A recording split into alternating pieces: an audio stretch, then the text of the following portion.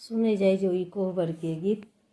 सावन के महीना गरमी बड़ी जोर, कोहबर घर में सी लगा द पिया मोर, कोहबर घर में सी लगा द पिया मोर।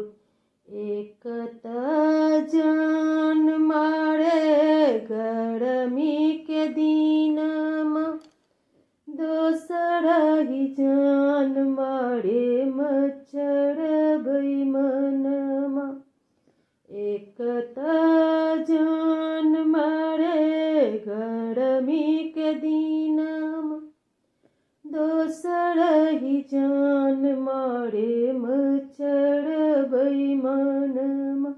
मधुबानी से मच्छरदानी मंगा द पिया मोर, कोहबर घर में एसी लगा द पिया मोर।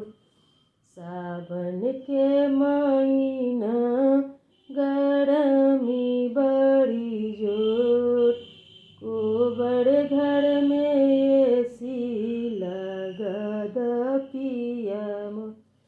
एक तही जान मारे आखर महीनामा, दोसर ही जान मारे बारिश महीनामा।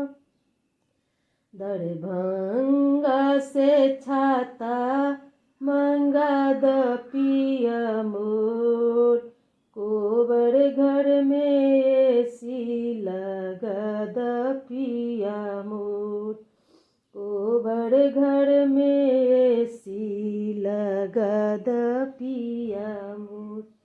सावन के महीना गरमी बड़ी जोर, कोहबर घर में एसी लगा द पिया मोर।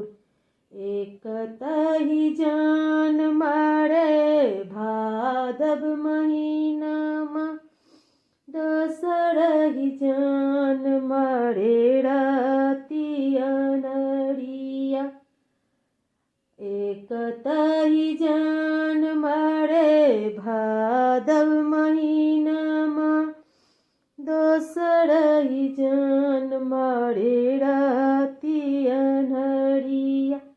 झंझारपुर से लाइट मंगा द पिया मोर, कोहबर घर में एसी लगा द पिया मोर, कोहबर घर में एसी लगा द पिया मोर। सावन के महीना गरमी बड़ी जोर, कोहबर घर में एसी लगा द पिया मोर।